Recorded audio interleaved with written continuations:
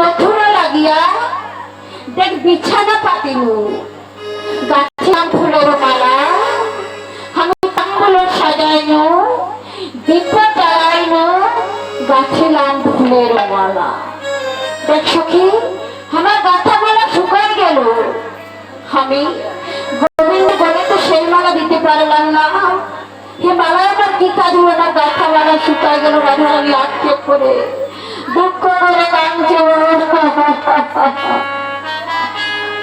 এদিকে হয়েছে কি রে, ওটা আমি আগে বললাম বাবা, যারা সরাবলি পড়েন বা শুনে তারা জানবেন রাধারানী গোবিন্দের জন্য মালা গেঁথেছিলেন মোট 50 বার।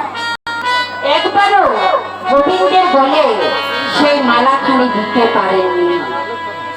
এটাই রাধারানীর বড় দুঃখ, বড় আক্ষেপ, বড় অনুরাগ। 50 বার গেঁথেছিলেন বাবা, কিন্তু একবারও দিতে পারেননি। 49 বার গেঁথেছেন বাবা, এবার 50 বার বেলায় পড়েছি। 49 বার দিতে পারেননি বাবা, 50 বারের বেলায় মনে মনে চিন্তা করলো আজ যা হবে হবে, আমি গোবিন্দের বলে এই মালাখানি দেবই দেবই দেব। দেখছি শাশুড়িও নাই আর ননদিও নাই। বললেন কি, সেই শাশুড়ি আর ননদি যখন নাই তো বললেন কি, সুন্দর করে একটি মালা গাঁথলে তার জন্য, আমার চতুরের চূড়ামণি গোবিন্দের জন্য। এবার যেই না সুন্দর করে মালাটি গেঁথেছে, সেই মালাটি করেছেন কি মা, না শাড়ির অঞ্চলে লুকিয়ে রেখে চলে যাচ্ছেন কোথায়? গোবিন্দ আমার যে পথে নবলক্ষ ধেনুকে নিয়ে নাচতে নাচতে নাচতে নাচতে গোচারণে চলেছে। কি গো মায়েরা, বুঝতে পারছেন? একটু মন দিয়ে শ্রবণ করুন, বুঝতে পারবেন। আর না পারলে বলবেন, আমি আরেকবার বলে দেবো। নাচতে নাচতে কে চলেছেন না গোবিন্দ আমার গোচারণে, আর আমার রাধারানী করেছেন কি, সেই মালাটি শাড়ির অঞ্চলে লুকিয়ে রেখে, আঁচলে লুকিয়ে রেখে দাঁড়িয়েছে কোথায়? যে পথে গোবিন্দ আমার নবলক্ষ ধেনুকে নিয়ে গোচারণে চলেছে তার সম্মুখে। এবার নাচতে নাচতে নাচতে নাচতে যেই না আমার রাধারানীর কাছে এসেছে কে, না আমার চতুরের চূড়ামণি গোবিন্দ। আর যেই না আমার রাধারানী মালাটি পরাতে যাবে গো, পরিয়ে দিতে যাবে, সেই সময় সেই ননদিনী কুটিরা চিৎকার করে বলে উঠল, রাধে তোর লজ্জা করে না, তোর লজ্জা করে না।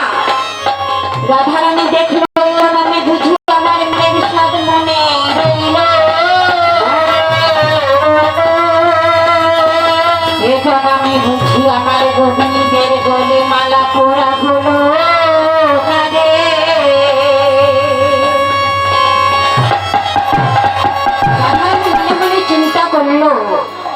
এই জন্যে বুঝি আমার মনের সার মনেই রইল,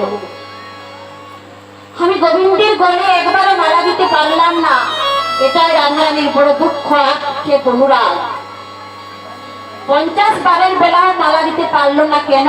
ওই ননদিনী কুটিলা হয়ে বললেন কি, যেই না ননদিনী কুটিলা ডাক দিয়েছে, আরো ভয়ে ভয়ে বাবা শাড়ির অঞ্চলে সেই মালাখানি লুকিয়ে রেখে এসে দাঁড়ালেন কোথায়? না ললিতা সখীর কাছে। ললিতাকে বলছে, ওরে ললিতা, তুই তো আমার মরণীয় সখী, তুই তো আমার অন্তরের ব্যথা বেদনা যন্ত্রণা কষ্ট সব জানিস। জানা সখী, দেখ কত সুন্দর মালা গাঁথলাম, একবারও গোবিন্দের বলে দিতে পারলাম না। আর গোবিন্দের নামে কোনো কিছু করা, সেই জিনিসটা আমি গ্রহণ করতে পারি না রে। জানা রে, একবার আমার গোবিন্দের বলে আর মালাখানি দিয়ে আয় না। জানা রে, একটা আমার কথা শুনলে একবার আমার গোবিন্দের বলে মালাখানি দিয়ে আয় না। ললিতা বলছি, ওগো রায়, তুই এমন ভাবে দুঃখ করিস না, দে আমাকে মালাখানি দে, আমি গোবিন্দের বলে মালাখানি পরিয়ে দিয়ে আসবো। এবার করেছি কি মা, ললিতা সখী চলে যাচ্ছেন কোথায়?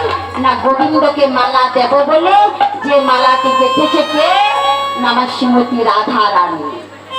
এই মালার গাঁথন না কেউ জানতো না, রাধা রানী ছাড়া কেউ জানতো না বৃন্দাবনে এত সুন্দর মালার গাঁথন।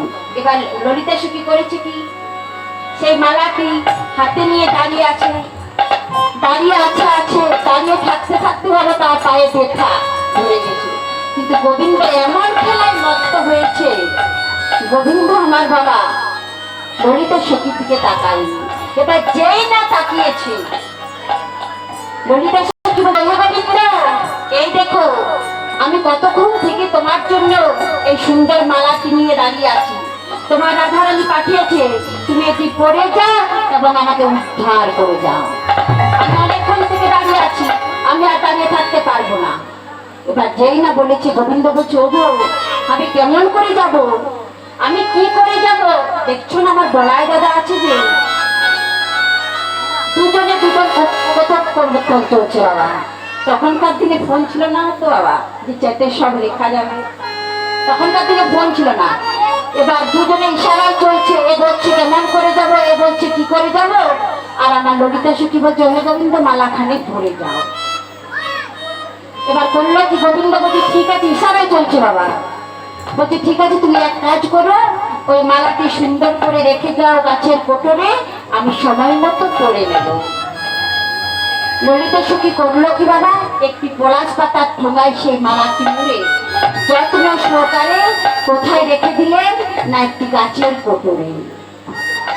এবার রাধারানীকে এসে বলল, তোর গোবিন্দ তোর মালা গাঁথা পড়েছে। কিন্তু গোবিন্দ কি পড়েছে বাবা? গোবিন্দ পড়ে নাই। গোবিন্দ তো গাছের কোটরে রাখতে বলেছে। আর হয়েছে কি, সেই গাছের ডালে বসেছিল কে?